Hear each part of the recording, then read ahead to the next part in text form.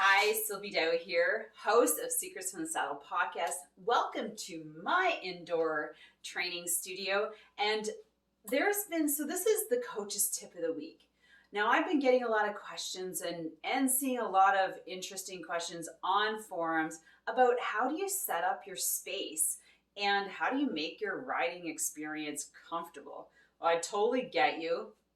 I am just sort of new to bringing myself in and training a little bit more on the trainer on the inside. Inside this year, I felt the pull, the FOMO of, staying super fit, not fit, but like super fit for the spring because all of my ladies and my club of Cycle Fit chicks are on Swift like every day. And these are the girls that I ride with at a higher level. So I'm like, I need to be doing something. So that's the big question. How do you make your riding experience comfortable for the long haul? Determining like how many hours you're going to put in. So I kind of broke it up to 4 different areas that I'm going to talk to you about today. So first one is the setup. And I'm going to just go through that. Then the second one is going to be clothing. What do you wear to make yourself comfortable, make the experience comfortable, because that has a lot to do with it. Then the food. What are you going to eat before, during, and after? That is also extremely important. And then, of course, the training. What are you going to do? All right. And if I missed anything after this, please put a comment below. Before we get started, make sure you subscribe to the podcast so you don't miss these coaches' tips and all the amazing interviews from people from around the world who are involved in cycling, whether it be coaches, racers, organizers, bike shops, really extraordinary people that are using the bike for extraordinary things. Don't forget to put your notification on because they come out 3 times a week. So we got 2 interviews and my coaching tips on Friday. And also, all of these are live on YouTube. So I will be doing my best to explain for audio listeners, but go to my YouTube channel, make sure you subscribe and get the notifications on there because everything goes up live there as well. All right, so let's get into the first item on the agenda, the setup. Now, everybody's got different spaces in their house. I, for one, this is my, it's not mine, it's the family's, so I have to respect that. And it's also the place where I do online fitness classes. So I do those 3 times a week. So I cannot leave my bike on the trainer here 24/7. There is other space. I'll just pan over here. You see, there's a couple other bikes over there. But truly, this is a space, as most families, the kids play here. So I can't just, monetize and take over the whole area. I have to be respectful. So I set up my bike and then I take down my bike and I actually hang it up. And then I put away my trainer and then I pull it out when I need it. So the space can be anywhere. I kind of think about, the size of yoga mat. That's basically the size of your bike and the trainer combined without anything in front of you, like a TV or your laptop. So if you think about that, you can kind of gauge where you can put your bike and your trainer. Now, a lot of people, of course, want to have the full pain cave. I don't have that. I actually have a table that I put my laptop on and my iPad on, and then I have another device that, I have my Garmin on my bike and my heart rate monitor. So the bike setup is, I try and keep it small and contained because, like I said, it's not a permanent setup.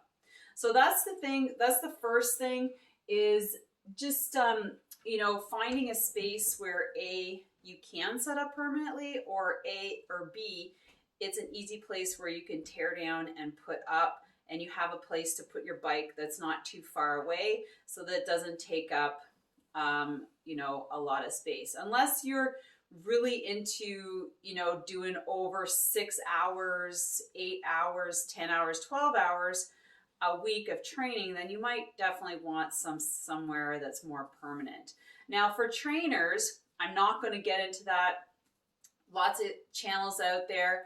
But I have 2 trainers. I have a dumb trainer and I have the rollers. So I flip between the two.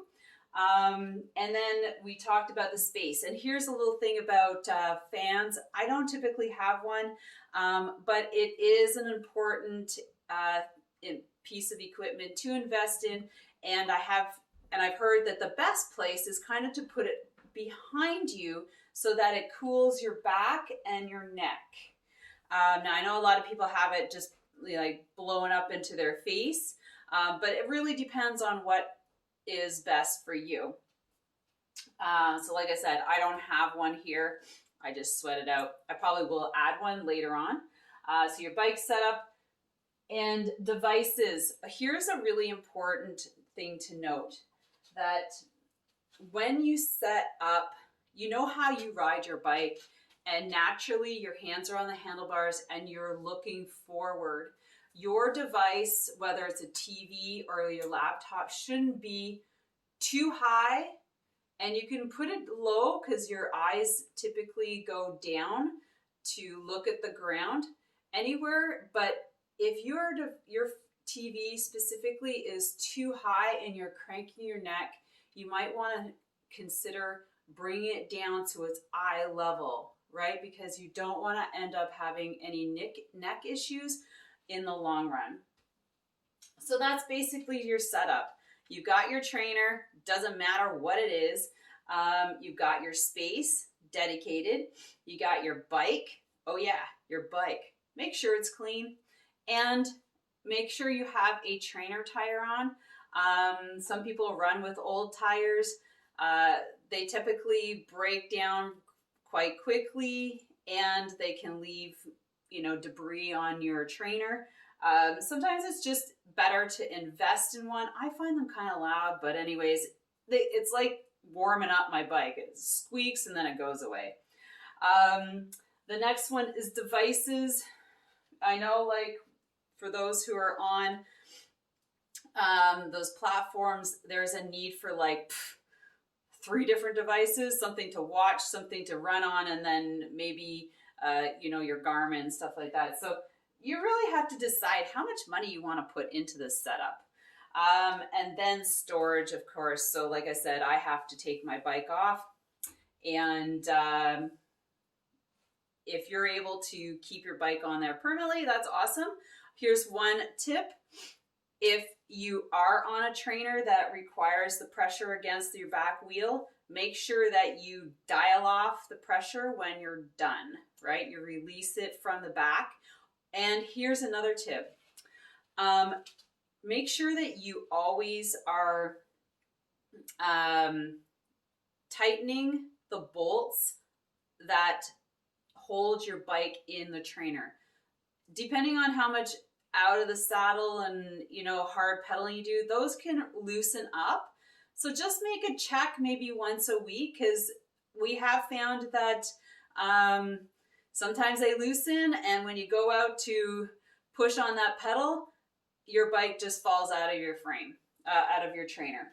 So that's another little tip. So make sure that they're tightened on both sides. You release the pressure off the back, which is what I need to do right now, since I just finished my workout.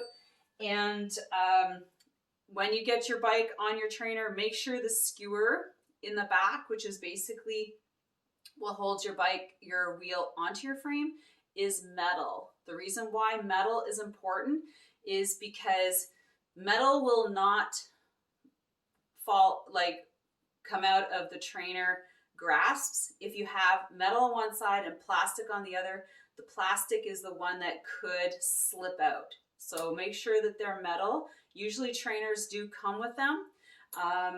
And that's it for the bike setup. Hope that helped. On to number 2. All right, number 2 is clothing. What do you wear? Well, here's a couple things and one big tip of what you don't wear, and it's underwear. Whether you're a guy, a man, or a woman, you do not put or wear underwear underneath your bike shorts. There's a reason why these bike shorts are made to sit against your private parts so that you don't get the rubbing of the extra creases in your underwear. And plus, you definitely want to benefit from the cushion from the chamois on your bike shorts. Now, so that's number 1. Eliminate the underwear. It'll probably eliminate a lot of problems that you've been feeling while riding, right? So take care of that one, number 1. Now, what kind of bike shorts are good for you? It's really, really, really about preference. I prefer something that is not super padded. For shorter rides, I do like the tri-shorts with very little padding. But for long, I would not ride these anything longer than maybe an hour.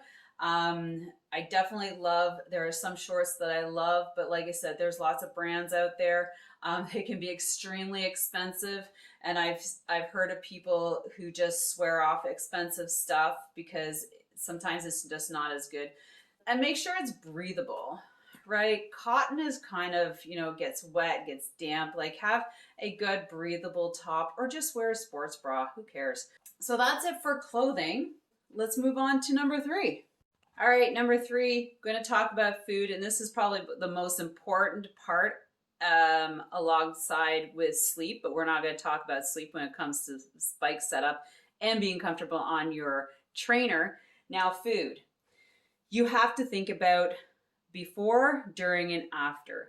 And also, how long is your ride and how intense is your ride going to be? These are probably big questions, or big factors will determine on how much you eat before and during, and what your recovery is going to be like after. Recovery is pretty much the same. You should have a good recovery routine. If you're sitting and putting time and you're dedicating yourself to training on your trainer for better performance. If you don't have a good food regime or routine, then sometimes it's just not worth it. Because really it's about the fuel you put in your body. If you had a Porsche, would you put diesel in there? No. Well, would you put diesel in anything besides diesel? But it's premium food, and your body should be you should think of it as a Porsche, right? You've decided to put all this money into a trainer, into your bike, into spending time. Now put the same amount of money and effort into researching good routines and what you're going to put in your body. Now, for instance, I'll share with you what I do for a long ride. So let's say anything over 3 hours, like 80 kilometers, 60. Anyway, I do it for anything that's outside. I don't typically do it so much to the extent as inside because it's just different. However, I've never been in like a really intense workout yet, but this is what I do. I don't eat like physically food before my rides. I've switched it up from oatmeal to shakes. I used to be a huge oatmeal fan. I haven't eaten oatmeal in almost a decade for this reason. So what I do is I've chosen a company. I've tried lots of companies, and I use these meal replacement super dense shakes for meal replacements. Now, this is what I use. I will put one of these shakes in the blender. So it's 260 calories. I know there's protein, fats, and carbs in there just to start. And it's nutrient rich. And so what I add to make it 500 calories, I add a banana, I can add avocados. I can add more oats for more carbs. I'll add peanut butter and I'll blend it up and I'll literally drink it on my way out the door. And it is so filling that I don't need to think about starting to refuel for about an hour and a half. I don't let it go to the extent where I need to. So I always watch my time. And this is a really good little thing to get into a habit of how long you've been on the trainer. It's kind of different outside the inside, but and I start eating in an hour and a half, little snacks. Now, during your ride, you should always have some sort of electrolytes. So pick something. 1 bottle electrolytes, 1 bottle water. Now, if you're on your bike for like an hour, you don't really need the 2 bottles, but you definitely need something. And I then have a bar. What I do is I take a couple bars, I cut them up. I have one that's salty, one that's sweet. And so I get a little surprise. And I also bring other things like potatoes, bagels with peanut butter, things like that. But the thing is, if you're doing a long ride inside, this food should be close by, right? It's the same. You're going to need your energy, but maybe not so much if you're doing like a zone 2 to 3 hour ride. You're probably just going to need a bar because you're not expelling as much energy. But outside is a different story. I always bring more food and I always keep my eye on everybody. Now, afterwards, so always make sure you have your electrolytes in here, in your water bottle, and then afterwards, and this is a good routine at home, is to have your post-recovery workout. Now, if I was riding outside, I would have this in my car already mixed up or in powder form and water and ready to go. I use BCAAs for muscle repair, and I also use this Amped Repair, and this has collagen, tart cherry, and turmeric for joint support. Now, depending on what your situation is on the health side, this might be what you're needing. Like if you have, hips that are kind of like giving you issues, knees, inflammation, things like this might really help.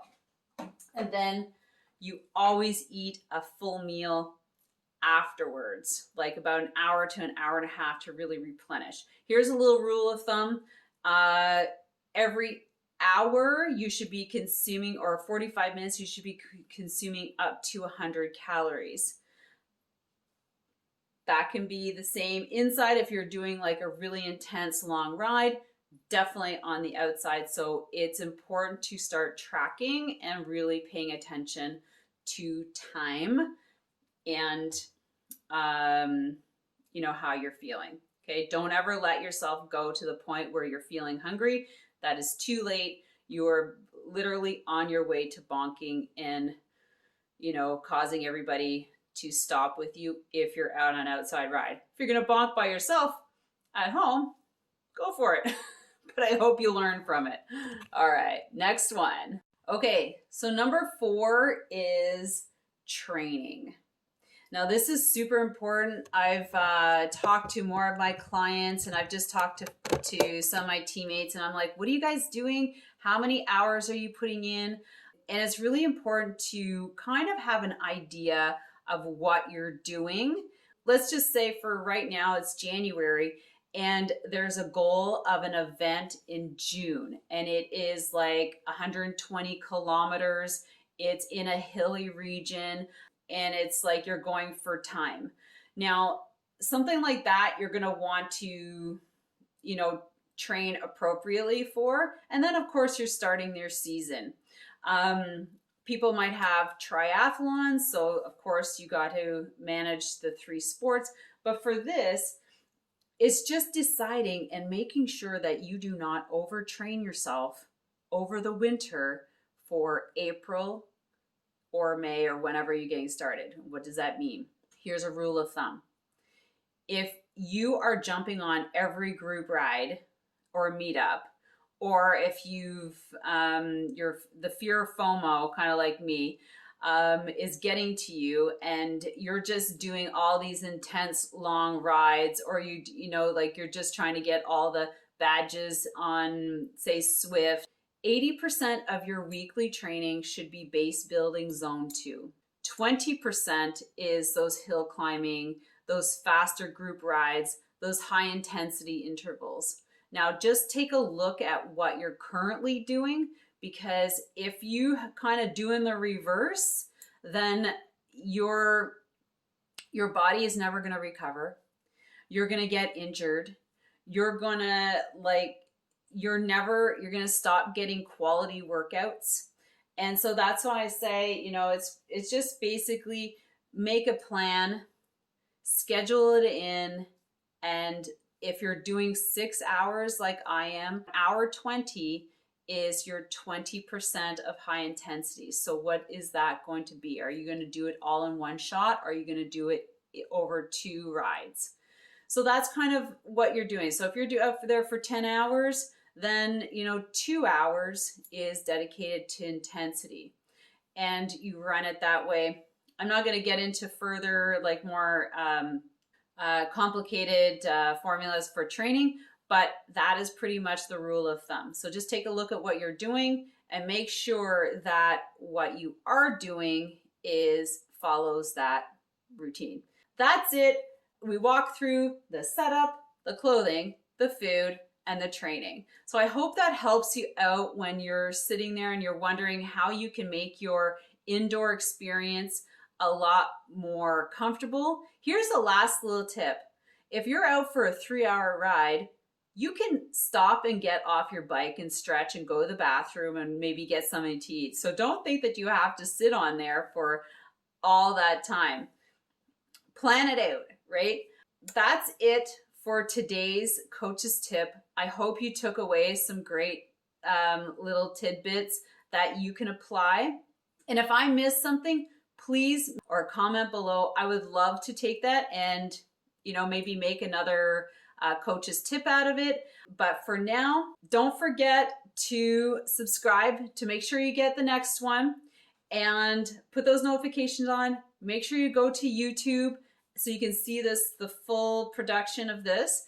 And then make sure you go to my website, cyclingskillspro.com, for all the latest cycling skills, courses, webinars, and downloads. You got your last chance to join us for the 8-week road cycling skills or course that we're starting in February. And what you're going to do is you're going to learn the fundamentals on good pedal form, how to climb hills, how to sprint, and everything in between. You don't want to miss this. This is going to really change your cycling performance, your cycling form, your cycling efficiency for the summer. You can apply it. I have a 4-week program where you can get these skills like a lot quicker, but definitely go there and check it out. So with that, have an amazing day. Have an amazing week. Make sure you're planning those training sessions, and just remember, you're only one pedal stroke away from cycling like a pro.